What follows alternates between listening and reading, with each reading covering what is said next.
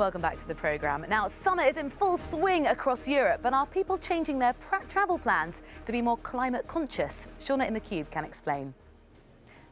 Flight Radar, they track flights throughout the globe, and this is what this June looked like.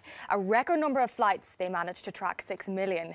But the question now is, as people grow in climate consciousness and they begin to understand what exactly climate change means, will next June look like this? But let's just take a step back.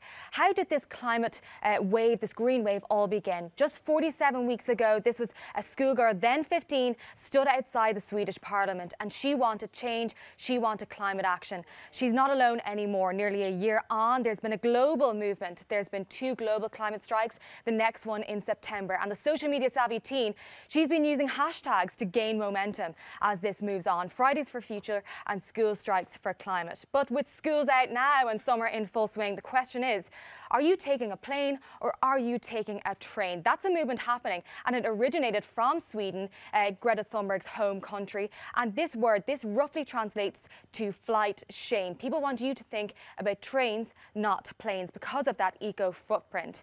But there have been political conversations as well. Just this week, the French transport minister announcing this new move, that there is going to be an eco contribution for airplane companies to pay their part in financing their eco footprint. It is a response to the ecological urgency and a sense of injustice expressed by the French. That's what she had to say this week. But it's not just politicians weighing in, it's also private companies, airlines. KLM, for example, they've just released this new advert, this new movement. They're asking you to be more conscious when you're taking a plane. Do you have to go to that face-to-face meeting? Do you have to carry all of that luggage? Do you have to go on a plane? Can you take a train? Their CEO, in fact, released this statement and asks everyone to join forces to be more conscious when it comes to airlines. It's not just KLM, it's also Scandinavian Airlines. They released this statement. Their CEO saying sustainability is a journey, not a destination, and this requires innovation. It requires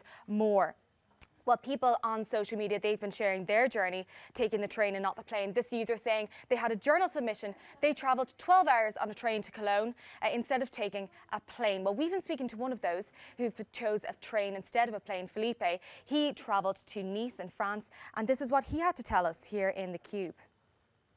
Decided to come here by train because it's much better for the environment. CO2 emissions are way lower than by airplane, even though the tickets are sometimes way cheaper.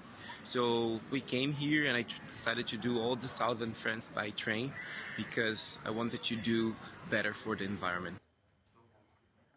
Well, it's school's out and it's annual leave in. The question now is, are you taking the train or are you taking the plane this summer?